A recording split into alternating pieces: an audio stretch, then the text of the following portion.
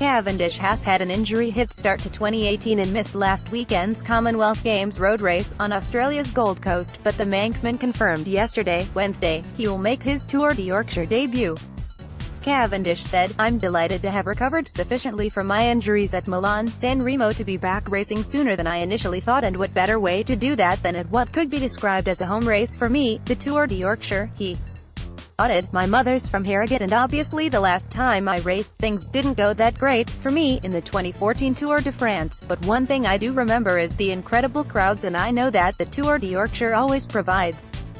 First time that I've raced the Tour de Yorkshire and I'm extremely excited." Fractured ribs and a damaged ankle, suffered in Italy, had left Cavendish's involvement in doubt, and he admitted, "Results-wise, I'm not sure where my form will be actually only having had a couple of weeks back on the bike, but I'll just be absorbing the atmosphere in one of the most beautiful places in the world." Cavendish's name on the start list is a huge boost for organizers. Welcome to Yorkshire.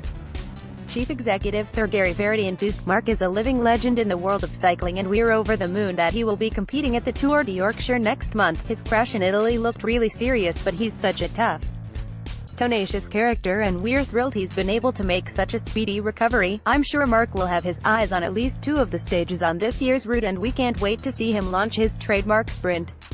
It's not every day you get to see a sportsman of his stature competing on home roads, and we're certain he'll receive a hero's welcome." The 2018 Tour de Yorkshire has been expanded to 4 days for the men, with the aadded women's doubled from 1 day to 2.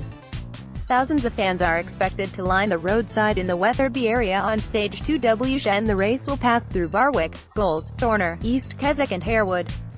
Stage 1, on Thursday, May 3rd, is from Beverley to Doncaster, with Stage 2 taking the riders from Barnsley to a summit finish, the first in the race's history, on Ilkley's famous Cow and Calf.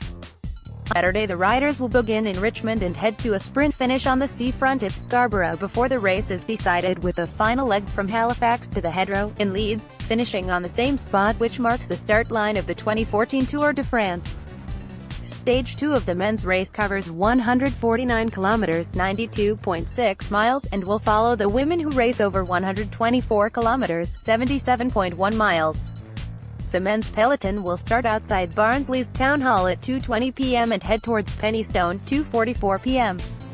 The first mountains classification points are up for grabs on Blacker Hill at 3:10 p.m. The race will pass through Wentworth before an intermediate sprint is contested in Swinton.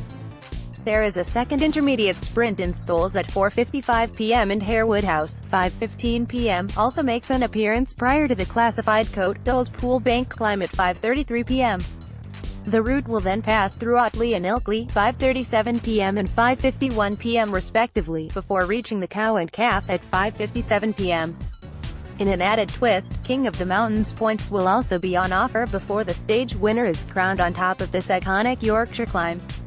The women will start in Barnsley at 9 a.m. and follow the exact same route as the men from Weirsborough at 9:10 a.m.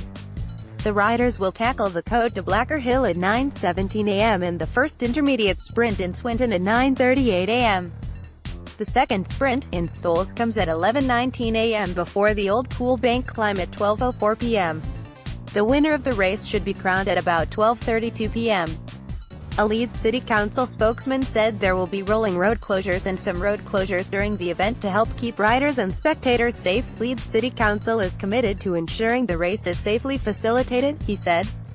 Road closures will be managed by the Police Central Escort Group on a rolling road closure basis to ensure minimal disruption. To help safely facilitate the race for both riders and spectators at key sporting stages of the race, however, some longer-term road closures may be required.